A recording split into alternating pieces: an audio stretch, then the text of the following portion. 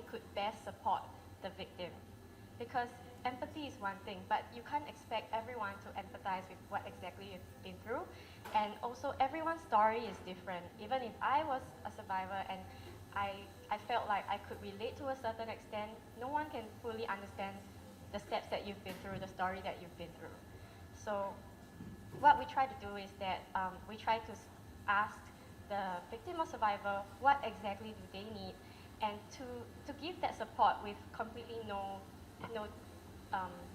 judgments or no expectations. So it isn't as though, like, for example, some people, they would really feel angry for the survivor or the victim, and they'd be like, no, why do you want to drop your case, you know?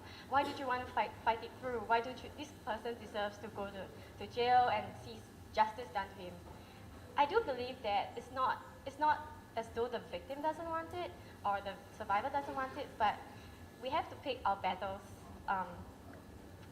carefully and wisely. We have so much of reserves that we have, and we have to see whether or not it's also worth it sometimes, or if it's detrimental to our welfare, or if it's, you know, better for everyone. And why I bring in the collective effort is because there's many other women out there, other survivors, that they're just afraid of stepping up. And the thing is that if you do step up, you must realize that you are also helping everyone, not just yourself. So it might be someone else out there that really needs that kind of support, or that kind of one statement that it's not just them and you're not alone. And this collective effort would be able to be turned into raw data and a lot more actual anecdotal evidence that authorities or like then organizations will be able to translate to the systems to create a better environment and safer place for all of us women in general. So that's for like the, I guess, like the structural legal side of things. For the more supportive and emotional side of things, the role which the loved ones play, the men or like the friends, the girlfriends play for the victims. And I would like to also highlight that sometimes men are victims too. You know, it's not just about women, sometimes men also are victims. And the new penal code that has been introduced is something that addresses men as well in assault. It might not just be like, you know, sexual, it might be violence, physical abuse. It's all about like empowering them to feel like they're in a safe space to like express themselves and stuff.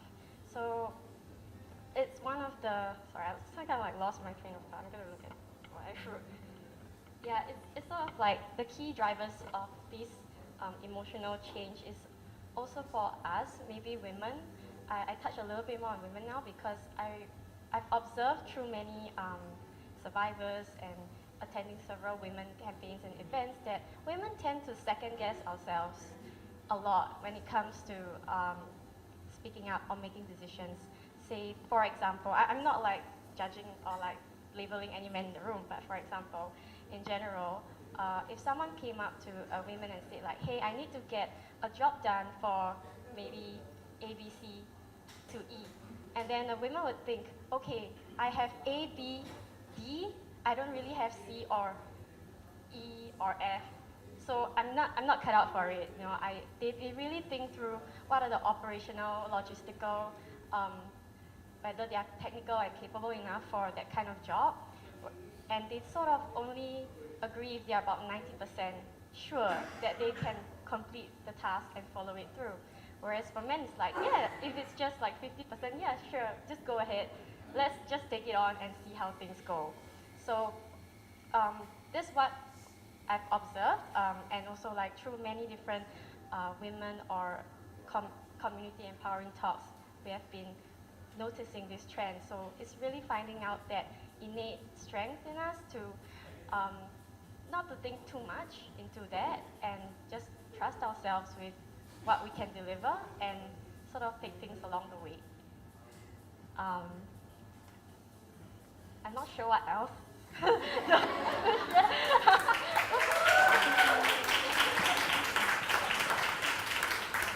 She did great, didn't she? All right, so I'm going to ask you a few questions, right? So that I think we can draw more from you. All right. One of the things I would want to know is, so you mentioned that because of involvement and with more women stepping forward, it's going to be very useful for good raw data to get collected so that the necessary changes that needs to happen, in whether it's policies or whether it's penal codes, infrastructure, system supports, can then be introduced. Where can women go to step up, and where can they volunteer their time, or who can they go to so they can have a safe space to share this kind of raw data? So I think AWARE, so Action for Women's Research and yeah. So AWARE is a very safe space which has very trained and specialized people to manage either all kinds of like situations. It might be from like family abuse to physical violence to emotional abuse. And I'm saying this as someone that was very skeptical about organizations in general, because I was always thinking that I wouldn't want to share my story with a stranger. You know, how can a stranger help me if my own friends can't help me?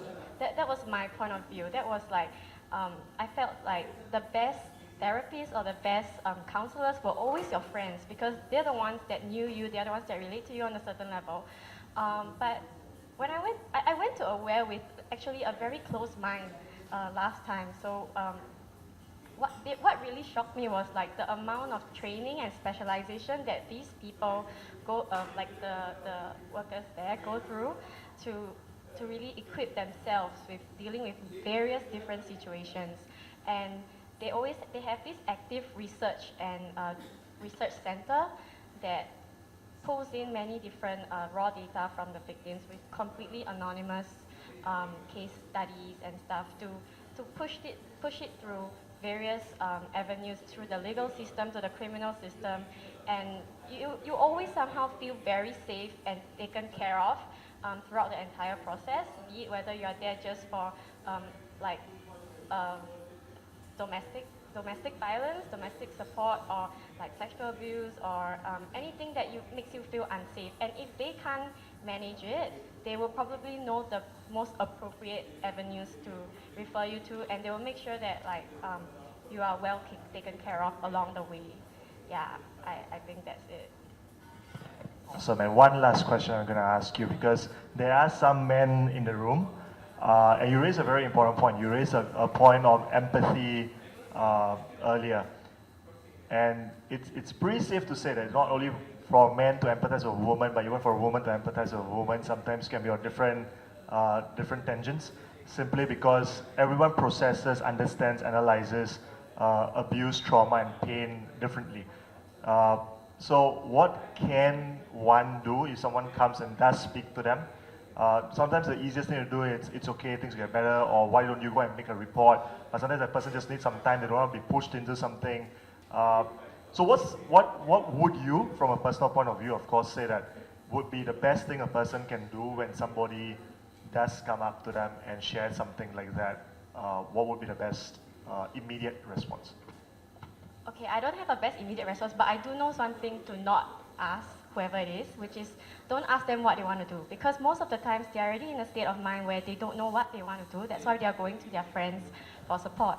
So if you do know that, if you do feel that you can empathize with the person to a certain level, I wouldn't say something like go make a report, or I wouldn't give actionables, if I may say. I would probably give them prompts like, how do you feel?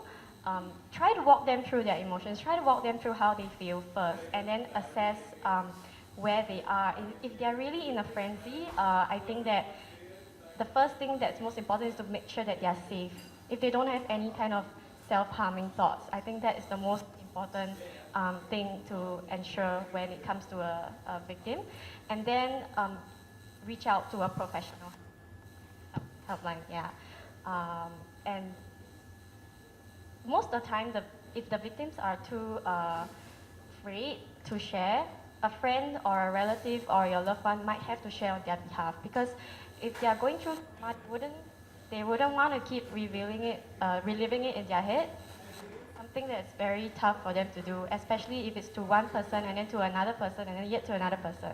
So that's also one of the things which the social workers or people at AWARE are trained to do, they rest their accounts. They try to take an account from you as accurately as possible on the first one time, and then they will help you relay through the various avenues to save your trauma.